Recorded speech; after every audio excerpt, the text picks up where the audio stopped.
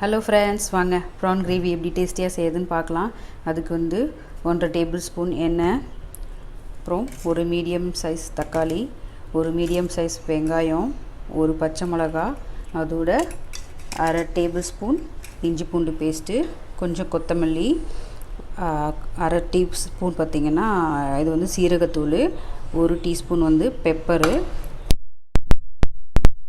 எடுத்திருக்கேன். நல்லா அதை வந்து கழுவி மஞ்சள் உப்பு போட்டு அலசி எடுத்து வச்சுருக்கேன். அப்புறம் பார்த்திங்கன்னா அரை டீஸ்பூன் வந்து மஞ்சத்தூள், அரை டீஸ்பூன் மிளகாய்த்தூள், அரை டீஸ்பூன் தனியாத்தூள், அதுக்கப்புறம் அரை டீஸ்பூன் வந்து கரம் மசாலா, அரை டீஸ்பூன் வந்து உப்பு. இதெல்லாமே நமக்கு தேவையான பொருள். வாங்க எப்படி செய்கிறதுன்னு பார்க்கலாம். அதுக்கு ஒரு கடாய் எடுத்துகிட்டு அடுப்பு பற்ற வச்சு 1.5 டேபிள் ஸ்பூன் வந்து எண்ணெய் ஊற்றிட்டேன். நான் இன்றைக்கி வந்து கடலெண்ணெய் எடுத்துக்கிட்டேன். நீங்கள் வந்து ரீஃபைண்ட் ஆயில் எடுத்துக்கிறனா எடுத்துக்கலாம், இல்லை கடலெண்ணெய் எடுத்துக்கிட்டிங்கன்னா இன்னும் நல்லா டேஸ்ட் நல்லா கொடுக்கும். எண்ணெய் ஊற்றியாச்சு. இப்போ நம்ம எடுத்து வச்சுருக்க வெங்காயம், பச்சை மிளகா, அப்புறம் தக்காளி, இது எல்லாத்தையும் நல்லா வதக்கிக்க போகிறோம். நல்லா சாஃப்டாக பச்சை வாசம் போகிற வரைக்கும் நல்லா வதக்கி இதை நம்ம அரைக்க போகிறோம். மூணையும் போட்டு நல்லா சாஃப்டாகிற வரைக்கும் வதக்கி எடுத்துக்கோங்க. வதக்கி நம்ம அரைச்சி தான் நம்மளோட டேஸ்டியான ப்ரான் கிரேவி செய்ய போகிறோம்.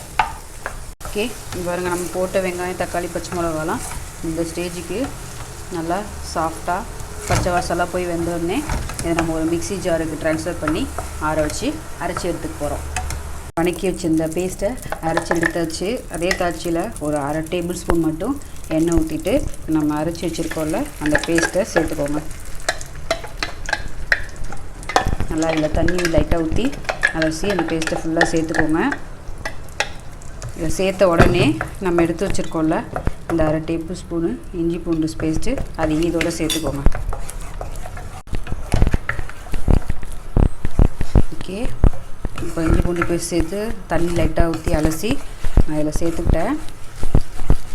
இப்போ இது கூடயே நம்ம கொஞ்சம் கொஞ்சமாக மசாலாலாம் சேர்க்க போகிறோம். நம்ம இஞ்சி பூண்டு பேஸ்ட் போட்டோம்ல அதோட பச்சை வாசனை லைட்டாக போட்டும் ஒரு கொதி வரட்டும். கொதி வந்தோடனே நம்ம எடுத்து வச்சுருக்க மஞ்சத்தூள், மிளகாத்தூள்லாம் 1 by 1 நம்ம அதில் ஆட் பண்ண போகிறோம்.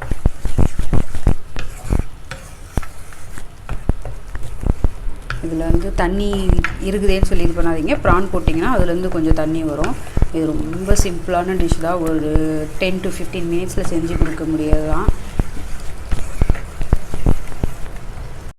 நல்லா கொதி வந்துருச்சு. நம்ம போட்ட இஞ்சி பூண்டு பேஸ்ட்டோட பச்சை வாசமும் போயிடுச்சு. இதில் நம்ம எடுத்து வச்சுருக்க மஞ்சத்தூள், மிளகாத்தூள், நான் ஆல்ரெடி எவ்வளோ அளவு எடுக்கணும்னு சொல்லியிருந்திருப்பேன். எல்லாத்துலேயுமே நான் அரை டீஸ்பூன் கணக்கு தான் எடுத்திருக்கேன். அப்புறம் அரை டீஸ்பூன் வந்து தனியா, அரை டீஸ்பூன் வந்து கரம் மசாலா, அப்புறம் அதோட உப்பும் அரை டீஸ்பூன் சேர்த்துக்கிறோம். இது எல்லாத்தையும் சேர்த்து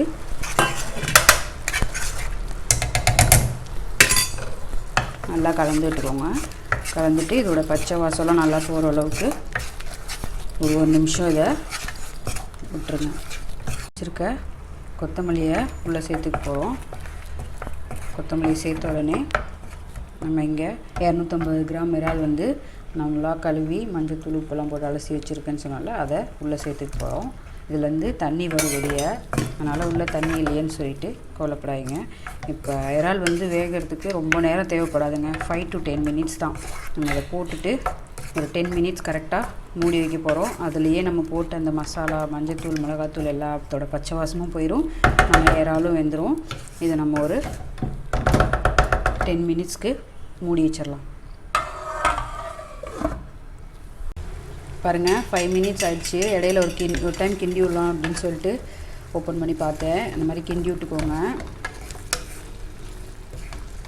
எனக்கு இப்போ 5 மினிட்ஸ் முடிஞ்சு. இன்னும் ஒரு 5 மினிட்ஸ் தான் இருக்குது. இன்னும் ப்ரான் லைட்டாக வேக வேண்டியது இருக்குது.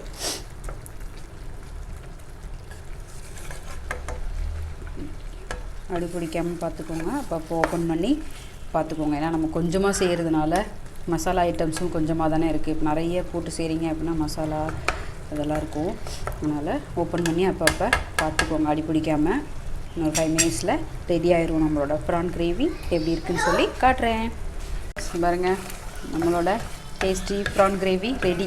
இடையில எனக்கு கொஞ்சம் வந்து தண்ணி பத்தாத மாதிரி இருந்துச்சு, அதனால் கொஞ்சமாக லைட்டாக தண்ணி ஆட் பண்ணேன்.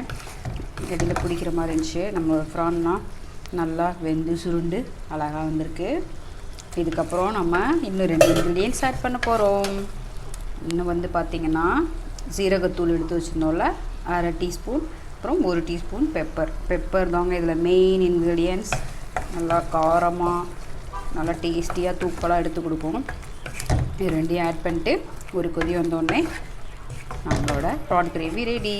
ஆஃப் பண்ணிவிட்டு சர்வ் பண்ணி சாப்பிட்லாம்.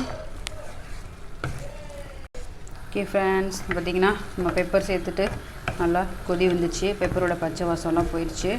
இப்போ நம்மளோட ப்ரான் கிரேவி ரெடி ஆயிடுச்சு. செஞ்சு பாருங்கள். இது வந்து 250 கிராமுக்கு செய்கிற மாதிரி செஞ்சு கொடுத்துருக்கேன். இது செஞ்சு பார்த்துட்டு எப்படி இருக்குன்னு சொல்லுங்கள். கமெண்ட்டில் எது டவுட் இருந்தால் கேளுங்க. சேனலை லைக் பண்ணுங்கள், ஷேர் பண்ணுங்கள், மறக்காமல் சேனலை சப்ஸ்கிரைப் பண்ணுங்கள். Thank you friends.